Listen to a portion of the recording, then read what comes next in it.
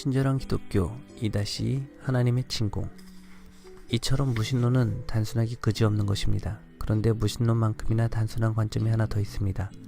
그것은 제가 물탄 기독교라 부르는 것으로 하늘에 선한 하나님이 계시니 만사 형통이라는 말하는 입장입니다. 이 두 가지는 전부 미숙한 철학입니다. 종교가 단순하기를 바라는 것은 쓸데없는 짓입니다. 실제 하는 것들은 어쨌든 간에 단순하지 않기 때문입니다. 겉으로 보기에는 단순해 보여도 사실은 단순하지가 않습니다. 제가 앉아있는 이 탁자는 단순해 보입니다. 그러나 과학자에게 이 탁자가 실제 무엇으로 구성되어 있는가를 물어본다면 단순히 의자를 본다 라고 일컫는 행동이 사실 거의 끝을 알 수 없을 정도로 신비하고 복잡한 것임을 알게 됩니다. 기도하고 있는 아이는 단순해 보입니다. 만약 여러분이 이렇게 단순하게 보이는 지점에서 멈추는데 만족하겠다면 좋습니다. 그러나 여기에서 만족하지 않겠다면, 더 나아가 실제 무슨 일이 일어나는지 알고자 한다면 무언가 어려운 이야기를 들을 준비를 해야 합니다. 단순한 대답 이상의 것을 요구하면서 왜 대답이 단순하지 않느냐고 불평하는 것은 어리석은 일이죠. 그런데 의식적으로나 무의식적으로 기독교를 무너뜨리고 싶어하는 이들은 결코 어리석지 않음에도 불구하고 이런 태도를 보일 때가 아주 많습니다. 그들은 6살짜리 어린애한테나 맞을 기독교를 내세워놓고 공격적으로 대상으로 삼습니다.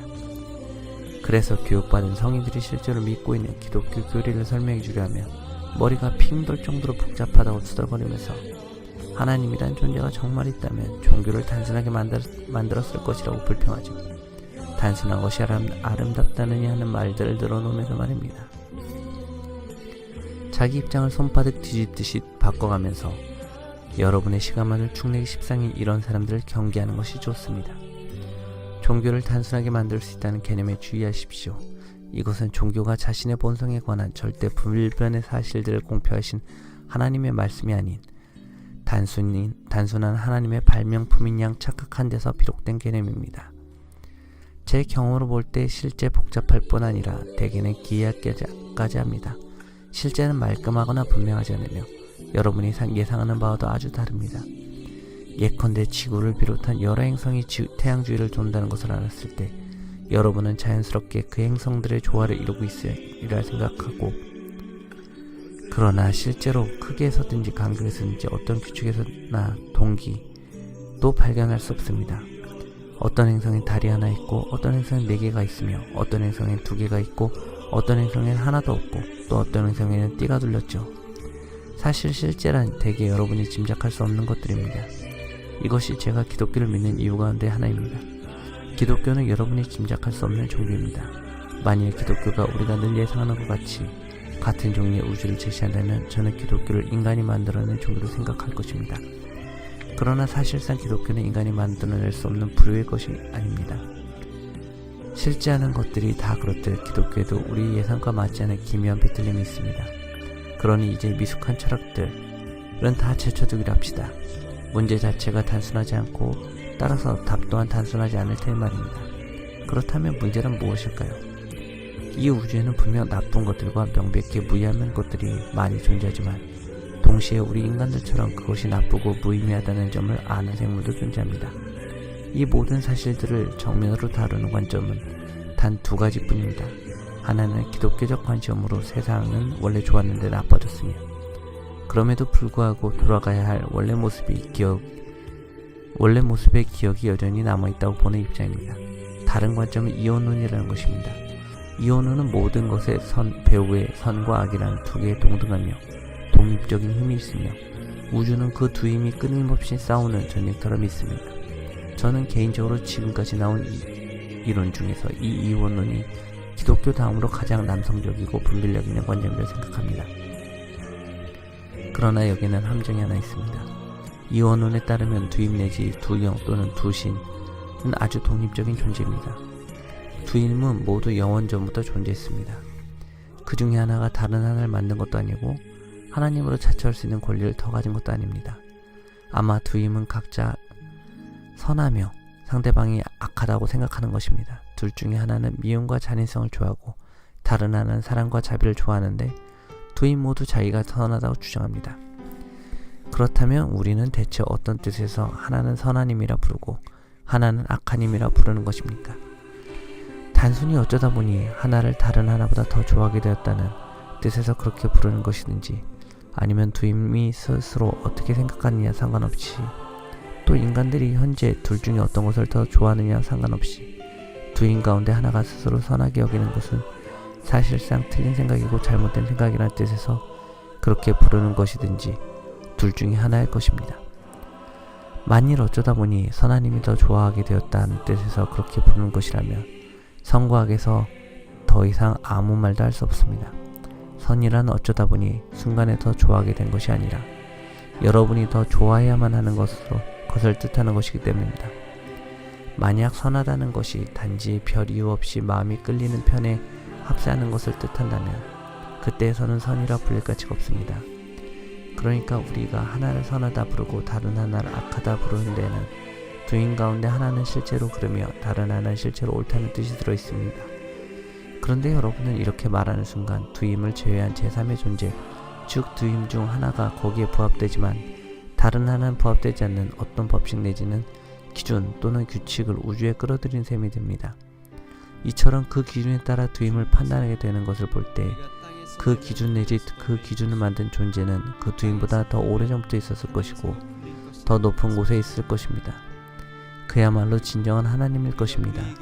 즉 우리가 하나를 선하다 부르고 다른 하나를 악하다 부르는 것은 사실상 하나는 진정한 궁극적 하나님과 바른 관계를 맺고 있으며 다른 하나는 그릇된 관계를 맺고 있다는 뜻인 것입니다. 같은 이야기를 다른 방식으로 해보겠습니다. 만약 이혼론이 맞는다면 악하님은 그 악 자체를 좋아하는 존재입니다. 그러나 실제는 우리는 단지 악이 악하기 때문에 좋아하는 사람을 본 적이 없습니다. 우리는 여기 가장 가까운 사례를 잔인의 행동에서 찾아볼 수 있습니다. 그러나 현실에서 사람들이 잔인하게 구는 이유는 둘 중에 하나입니다. 가학성 변태 성욕자, 즉 잔인한 행동에서 감각적 쾌락을 얻는 성도착 증세를 가진 사람이기 때문이거나 그런 행동을 통해 얻으려고 하는 무언가가 있기 때문입니다. 그런데 쾌락이나 돈이나 권력이나 안정은 일정한 범위를 벗어나지 않는 한 전부 선한 것들입니다. 그릇된 수단을 동원해서 그릇된 방법으로 너무 많이 추구될 때 악이 되는 것이죠. 물론 이런 짓을 하는 사람들은 그렇게 극악한 자들이 아니라는 뜻이 아닙니다. 제 말은 사악함을 자세히 살펴보면 그것이 선한 것을 그릇된 방식으로 추구하는 것임을 알게 된다는 뜻입니다. 여러분은 단지 그 선 자체를 위해 선해질 수 있습니까? 그러나 그 자체를 위해 악해질 수는 없습니다. 여러분은 친절을 베풀 마음이 전혀 없고 그 행동에서 전혀 기쁨을 느끼지 못할 때에도 단순히 친절은 옳은 일이라는 이유로 친절을 베풀 수 있습니다. 그러나 단순히 잔인한 행동은 그런 일이라는 이유에서 잔인한 행동을 하는 사람은 아무도 없습니다. 그 잔인함이 자신에게 쾌락을 주거나 유용하기 때문에 그렇게 하는 것일 뿐입니다. 다시 말해서 악은 선이 되는 것과 같은 방식으로 악이 될 수 없습니다. 이를테면 선은 선 그 자체입니다.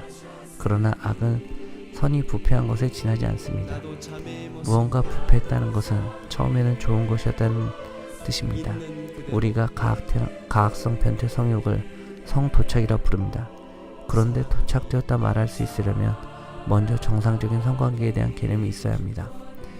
그래야 어떤 것이 도착된 것인지 알아볼 수 있습니다. 정상적인 것을 기준으로 볼 때 무엇이 도착되었는지 설명할 수 있을 것이지 도착된 것을 기준으로 삼아 무엇이 정상적인 것을 설명할 수는 없는 법입니다.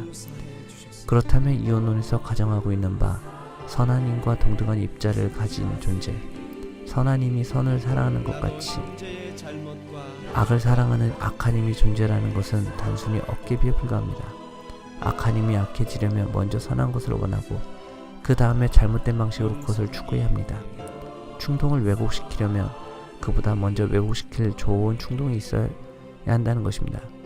그러나 그가 악하다면 갈망할 수 있는 좋은 것이나 왜곡시킬 수 있는 좋은 충동을 스스로 제공할 수 없습니다.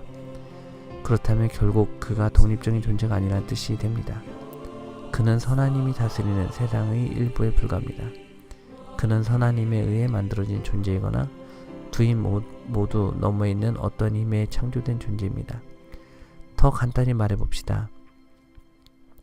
악한 힘이 악해지려면 일단 그는 존재해야 하고 지성과 의지를 가지고 있어야 합니다.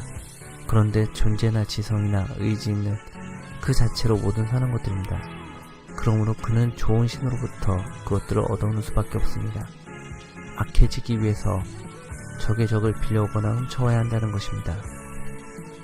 이제 기독교가 악마를 타락한 천사라고 말해온 이유를 알 수 있을 것 같지 않습니까?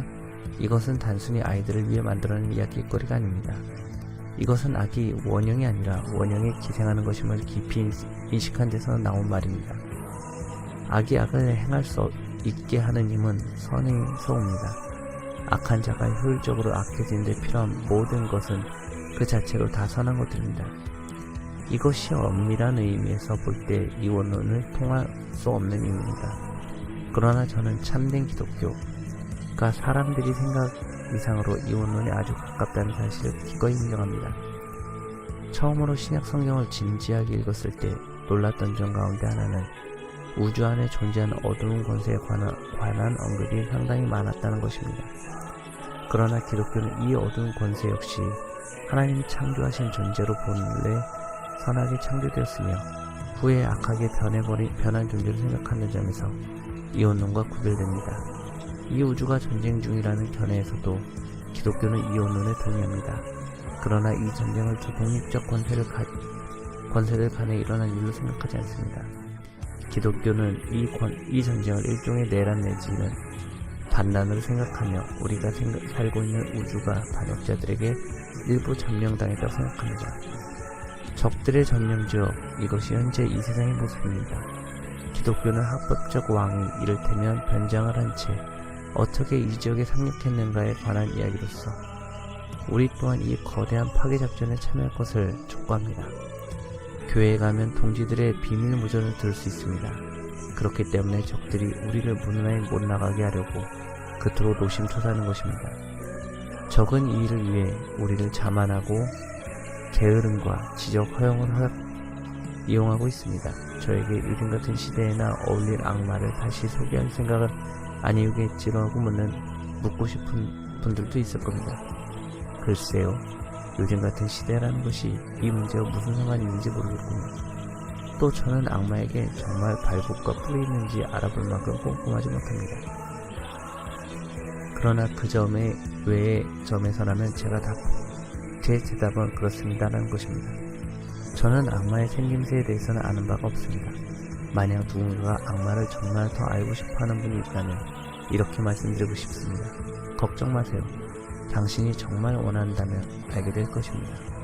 하지만 그렇게 알게 되었을 때 과연 당신이 그걸 좋아하게 될지는 모르겠군요.